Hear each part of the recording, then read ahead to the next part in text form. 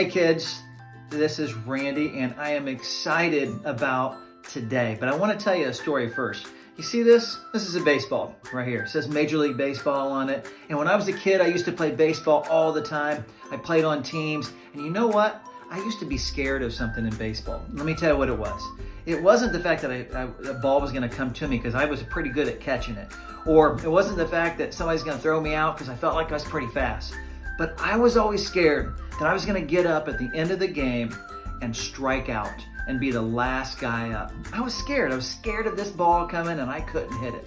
But you know what? I started thinking about, man, it's kind of silly, some of the things that I'm scared of, but sometimes we are scared of things. We have fears. And here's what I want you to do right now. I want you to hit pause in just a moment, and I want you to talk about with your parents or your brother or sister or whoever you're with, what are you scared of?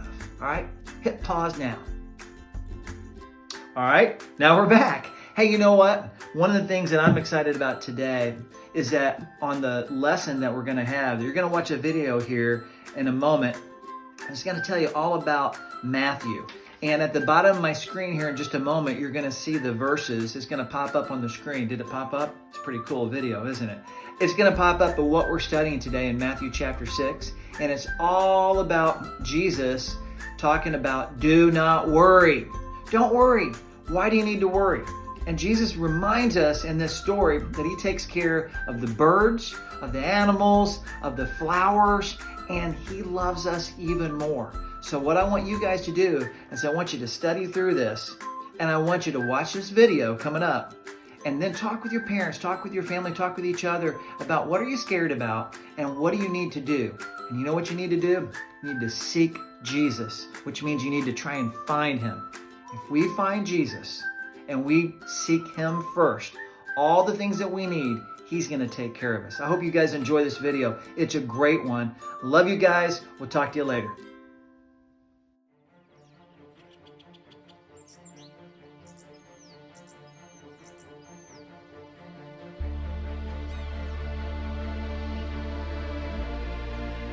The crowds listened eagerly as Jesus taught them about the kingdom of God, a magnificent place filled with riches that would last forever and belong to anyone willing to become a citizen. While everything Jesus said about the kingdom of God sounded amazing, his teaching was hard for those in the crowd to believe. The rich were uneasy about letting go of their treasures for a kingdom they couldn't see, and the sick and poor struggled to put their hope in a kingdom that seemed so far away. To those in the crowd who loved money, Jesus warned that nothing in this world would last forever. He said, "Do not store up treasures on earth where things wear out, rust away, and can be stolen. Instead, store up treasures in heaven where nothing can destroy them or take them away." Jesus said, "Where your treasure is, there your heart will be also." Jesus wanted the wealthy to think about where they were looking for hope and security. Were they happy and confident because they had faith that God's power and love could get them through any tough times they might face?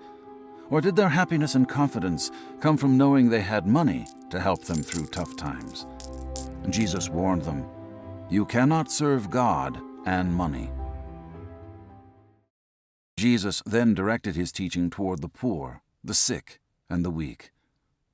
"Do not worry about your life, what you will eat, what you will drink, and what you will wear," he said. "Look at the birds. They don't worry about their next meal. God feeds them. Aren't you more valuable than one of these little birds? Besides, what good does all your worrying do? Do you think that by worrying more, you can add a single hour to your life? Of course not."